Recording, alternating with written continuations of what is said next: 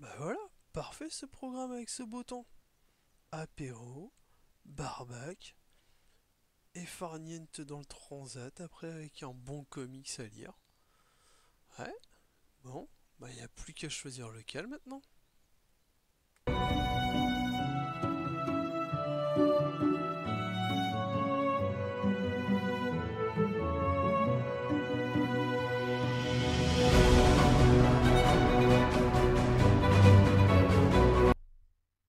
Salutaires tous, c'est Ch'ti.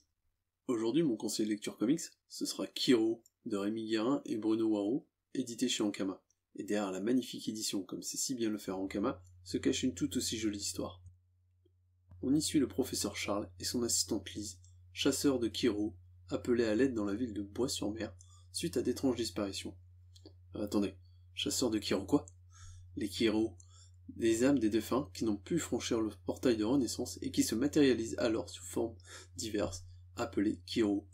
Une légende pour certains, mais une réalité pour ceux que l'on nomme parfois les passeurs d'âmes ou chasseurs de Kiro.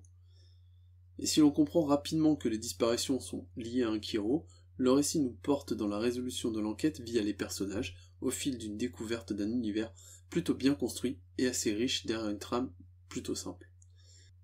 Mais le grand voyage, il est avant tout visuel.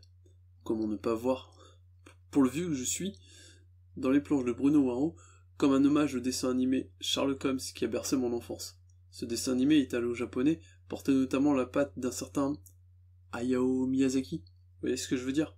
Et c'est toute cette fraîcheur qu'on va retrouver dans les dessins de ce comics, avec l'utilisation d'animaux anthropomorphiques en guise de personnages, et surtout des couleurs typiques de ces dessins animés des années 80 et des paysages magnifiques.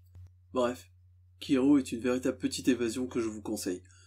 Par un scénario sans prise de tête et des dessins fabuleux, il parvient à nous transporter dans son univers de la première à la dernière page. Bonne lecture à vous et à bientôt.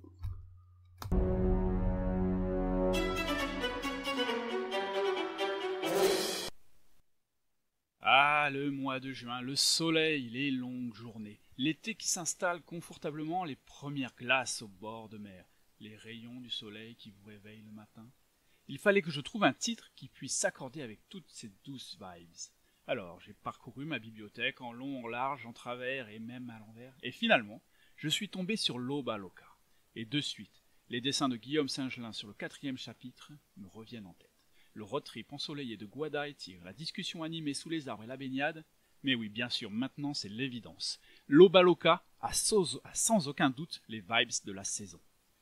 Loba Loca, c'est l'histoire de Guada, fille de Diablo et un des célèbres personnages de la série Mutafukaz.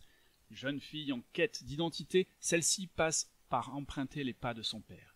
Elle va ainsi se tourner vers le catch et chercher un coach de renom. Évidemment, elle se tourne vers le tigre, ancien partenaire de son père.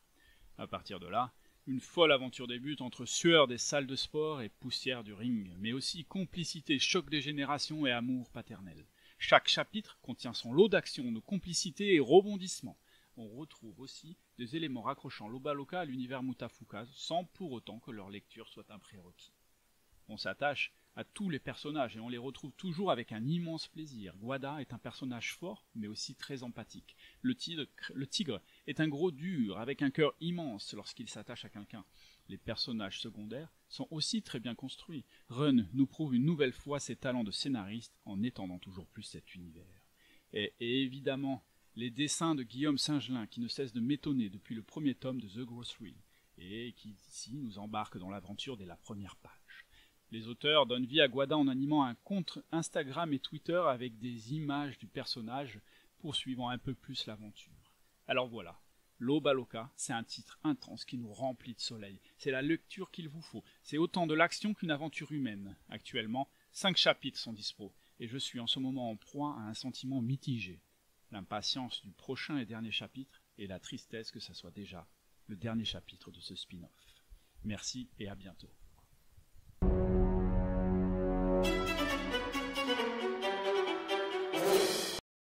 Bonjour à tous et à toutes, ici Dr Comics et pour mon premier conseil lecture, j'ai choisi de vous parler de la série Hal Jordan Green Lantern dont le tome 2 vient de sortir chez Urban Comics.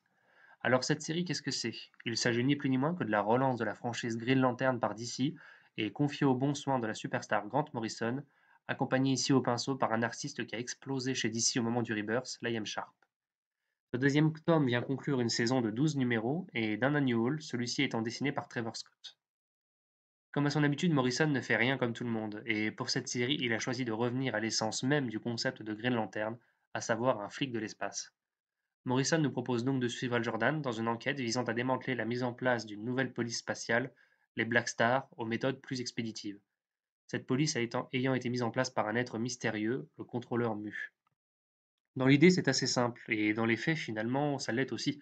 Ce récit n'est pas le plus complexe de ceux qui ont été mis en place par l'Écossais jusqu'à maintenant, et se révèle finalement assez accessible, ce qui est plutôt un bon point. La réelle complexité vient essentiellement de la densité folle de chaque numéro, rempli de détails techniques, de nouveaux concepts, et de la création de nouvelles populations venant enrichir considérablement le lore de l'univers cosmique de DC. Morrison s'amuse également à puiser dans l'ensemble de la culture comics, afin d'offrir des numéros tantôt de pure enquête policière, tantôt lorgnant du côté du roman graphique écrit en prose ou des récits horrifiques.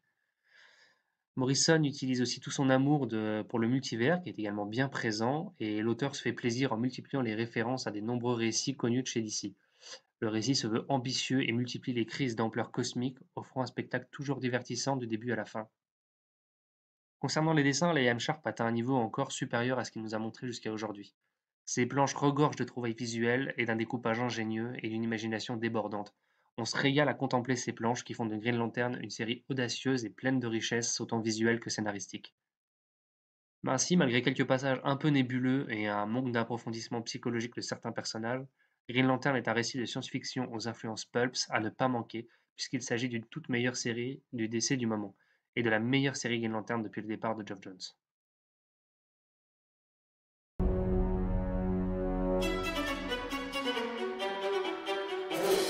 Salut, c'est Comics Grincheux, et pour mon conseil lecture comics, aujourd'hui je vous parle de Arline, un comics de Stepan Sejic qui vient de sortir chez Urban Comics et qui, comme son nom l'indique, va explorer la transformation de Arline Quinzel en Harley Quinn. Comme pour le récit Harley Quinn Breaking Glass qui est sorti chez Urban Link il y a quelques semaines, le récit ambitionne de raconter différemment qui est Arline, ici en explorant sa psyché. Si vous ne connaissez pas Stepan Sejic, il a été remarqué pour sa série érotique Sunstone, qui brillait déjà par la psychologie de ses personnages féminins. Sa capacité à sonder les failles de l'être humain sont sans pareil, et on retrouve cela dans Arline, avec une emphase particulière sur l'influence toxique du Joker. Et la capacité qu'il a à retranscrire des dialogues réels, vrais, et qui nous font ressentir au plus profondément qui est l'individu, est sans pareil, et nous attache profondément à cette nouvelle variation de Harley Quinzel.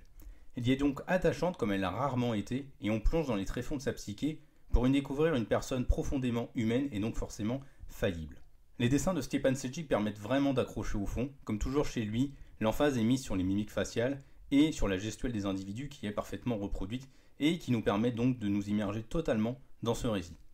Arline, c'est donc un indispensable pour les personnes qui aiment les récits psychologiques et dans lesquels on s'attache véritablement au personnage. Et ce, même si le personnage ne vous plaît plus, et je rajouterais même surtout si le personnage ne vous plaît plus.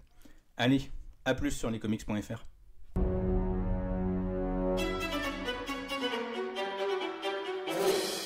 Hello à tous, ici SN Parod et pour ce conseil lecture, j'ai envie de vous parler de Vietnam Journal, une série traduite en français par Delirium et dont le tome 2 vient tout juste de sortir. Vietnam Journal, c'est une série de Don Lomax, un scénariste et dessinateur qui a débuté dans les pages d'Heavy Metal en 1979. En 1987, l'auteur commence à écrire Vietnam Journal donc, une série en noir et blanc liée au quotidien de Scott Nightheimer, un reporter qui suit le quotidien des opérations et qui est intégré à une unité de combat. La série sert à Don Lomax de parler de ce qu'il a vécu au Vietnam, où il a été mobilisé. On y suit plusieurs histoires qui retranscrivent assez bien les différentes tâches et opérations vécues par les soldats. Le fait de choisir un protagoniste reporter permet d'avoir un personnage qui a une certaine objectivité et de dénoncer les exactions, horreurs et drames des deux camps, ce qui renforce le drame de cette guerre. Après avoir vu la bataille de la Drangue dans le premier tome, préparez-vous à découvrir la région du Triangle de Fer, la région la plus bombardée de ce conflit, et plonger encore plus dans ce conflit assez horrible mais qui a marqué l'histoire.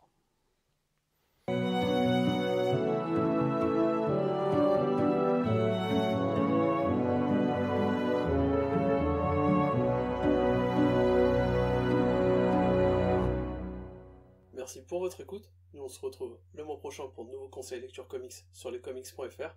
En attendant, buvez bien et prenez soin de vous. Ciao!